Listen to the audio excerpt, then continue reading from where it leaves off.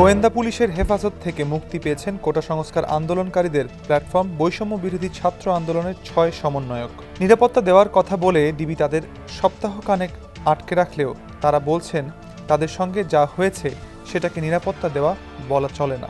মুক্তির আগে তারা ৩২ ঘন্টা অনশনে ছিলেন বলেও জানিয়েছেন।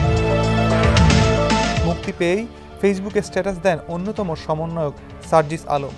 তিনি লেখেন, যতদিন না বাংলাদেশ আন্দোলনকারীদের নিরাপদ আশ্রয়স্থল হয়ে উঠছে, গণগ্রেপ্তার, জুলুম, নির্যাতন বন্ধ হচ্ছে, ততদিন এ লড়াই চলবে। মুক্তি পাওয়া অপর সমন্বয়ক হাসনাত আবদুল্লাহ ফেসবুক স্ট্যাটাসে বলেন, এই আন্দোলনে গ্রেপ্তার হওয়া শেষ ব্যক্তিটি মুক্ত না হওয়া পর্যন্ত আমরা কেউই মুক্ত নই। এই গণগ্রেপ্তার গণঘৃণার নামান্তর।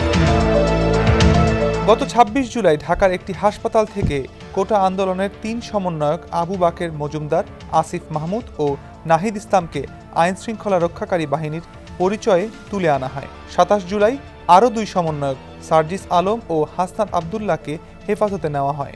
২৮ জুলাই নেওয়া হয় নুসরাত তাবাসসুমকে।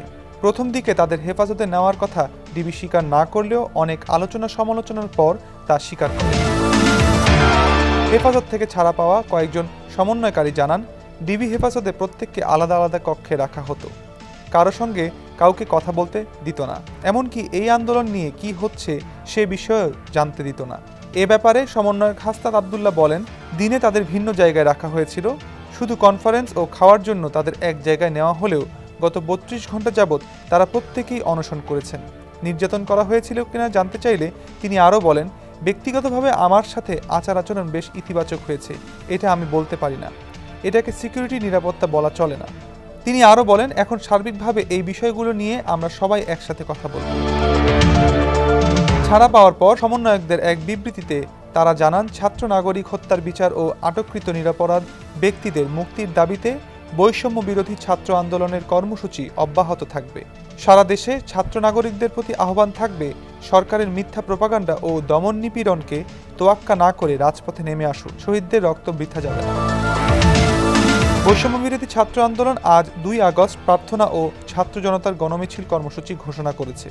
গতকাল ১ আগস্ট বিকালে এই কর্মসূচি ঘোষণা করেন আন্দোলনের অন্যতম সমন্বয়ক আব্দুল কাদের।